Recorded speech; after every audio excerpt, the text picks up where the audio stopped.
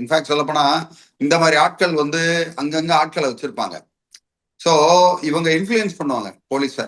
இந்த மாதிரி பண்ணாங்க போனாங்க. நிறைய பேருக்கு உண்மையை சொல்லப்போனா காவல்துறையில இருக்கிறவங்களுக்கே இந்த லோவர் லெவல் இருக்க ஆபீசருக்கு வந்து ஒரு சில சட்டங்கள் தெரியாது. இதுக்கு வந்து நேரடியா போய் வசூல் பண்ணக்கூடாது, மிரட்டக்கூடாதுன்னு தெரியாது அவங்களுக்கு. தெரியாதனால இவங்க பஞ்சாயத்து மாதிரி உட்காந்து பேசிக்கிட்டு இருப்பாங்க. ஒரு போலீஸ் ஸ்டேஷன் நானே பார்த்துருக்கேன். என்னங்க அவங்க வந்து கடன் கொடுத்தவங்க வந்து கேட்க தானே செய்வாங்க. அப்படி கேட்கறது ரைட்டு, ஆனா மிரட்டுறது ரைட்டா அப்படின்றது அந்த இடத்துல பாயிண்ட். ஸோ மிரட்டுறது, அத்துமீறது, ஒரு இடத்துக்குள்ள வந்து சம்பந்தமே இல்லாம உள்ள போய் அடுத்தவங்க இடத்துக்குள்ள போறதுன்றது வந்து அது தப்பு. போலீஸே உள்ள நுழைய முடியாது. போலீஸே வந்து எப்படி நுழைய முடியும்னா வாரண்ட் இருந்தாதான் போகணும், சர்ச் வாரண்ட் இல்லாமே போக முடியாதுன்னு சொல்றாங்க. அப்படி இருக்கும்போது வசூல் பண்றவருக்கு அவருக்கு எங்க இருந்து ரைட் வரும்? அதனால அது ரைட்டே வராது. மேலும் வேற ஏதாவது இதுல ஏதாவது சந்தேகம் இருந்ததுன்னா தாராளமா எனக்கு கமெண்ட் பண்ணுங்க. உங்களுக்கு உதவுறது காத்துட்டு இருக்கேன். நன்றி, வணக்கம்.